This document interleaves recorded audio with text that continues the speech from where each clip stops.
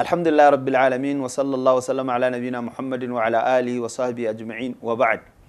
‘Yan uwa, daga cikin sifofin da Allah subhanahu wata'ala yake zaɓar mutum ya so shi saboda su akwai sifa ta ihsani.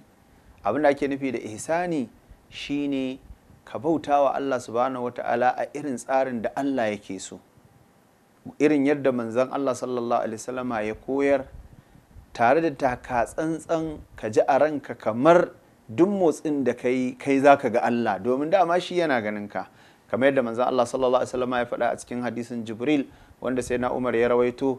manzon Allah sallallahu alaihi wasallama yake cewa da yake bawa Jibril amsa, an ta'budallaha ka annaka tarahu fa in lam takun tarahu fa innahu yarak.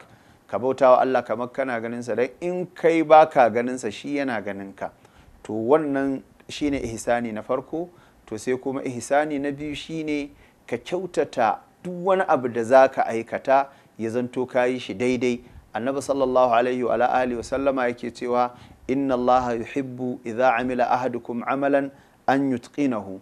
Allah subhanahu wa ta'ala yana son in ɗayan ku zai aikata aiki an yutqinahu, yayi wannan aikin yadda ya kamata, ko da ku zuciyarsa ta nuna rashin son wannan aikin, muddin har ya ɗau azama da tunanin yi, to lalle yayi wannan aikin irin yadda Ubangiji subhanahu wata'ala zai so shi. Sai kuma abu na uku wanda yake na ihsani shine ka kyautata wa bayan Allah subhanahu wata'ala, kamar yadda Allah subhanahu wata'ala ya gwada mana idan mutum ya saki matarsa, larura aure ta kawo lalle sai an yi saki, to Ubangiji subhanahu wata'ala ya nuna cewa lalle ya yaga mata wani abu na cikin na dukiya in yana da shi.